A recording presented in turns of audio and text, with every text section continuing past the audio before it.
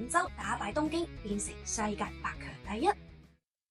Fat Show Pick and No， 大家好啊，我係 Kiwi， 歡迎嚟到 Check 真啲。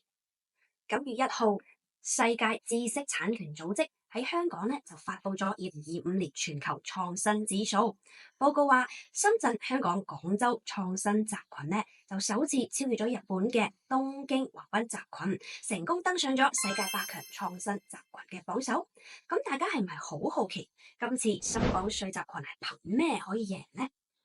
其實深港稅集群靠住傳統指標 PCT 國際專利申請量同埋科學論文嘅發表量，已經連續5年第2噶啦。但係今年就加咗個新指標風險資本交易量，咁就開正深港稅集群嘅強項啦。靠住高效嘅創新成果轉化能力，將霸住5年冠軍位嘅東京橫濱集群拉咗落馬。更加威水嘅係咧，粵港澳大灣區唔單止佢嘅創新集群攞到咗世界第一，經濟規模亦都有新嘅突破啊！預計2024年嘅 GDP 總量咧會突破2萬億美元啦，登頂全球灣區經濟 No.1 啦！呢個雙冠王唔單止證明大灣區創新實力係好掂噶，仲要同全世界講咧，創新係區域發展嘅核心引擎嚟噶，仲可以改寫全球灣區嘅經濟格局添。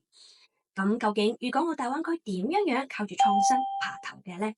正所謂咧，唔怕唔識貨，最怕就係貨比貨。先同傳統經濟高地嘅代表選手比一比先。東京灣區咧就喺汽車同埋電器、機械呢啲傳統行業咧係好勁噶，但係點樣創新咧就係比三菱啊、豐田啊咁樣呢啲大企業話晒事啦，少咗啲顛覆性嘅創意。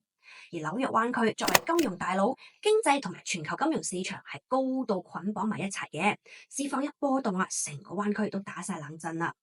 轉頭就睇翻我哋大灣區啦，作為新興嘅增長極，有超過7.6萬間嘅國家級高新企業撐場，電子信息啦、先進材料等等萬億級嘅產業成行成市。最關鍵嘅係佢可以整合科技研發、實業製造、國際市場等等啊，打通晒科創成果轉化嘅每一個環節啦，互相賦能，可以推動經濟良性嘅循環，越做越強係好合理嘅啫。不過咧，坐到榜首唔代表可以放鬆個噃，大灣區創新都仲係有短板要補嘅。喺基礎科研方面啦，要急起直追啊！東京灣區有全日本70% 嘅重大科研設施，底蘊仲厚過成本百科全書。舊金山嘅灣區有英偉達等嘅巨頭守住咗芯片啊、半導體啲咁嘅領域，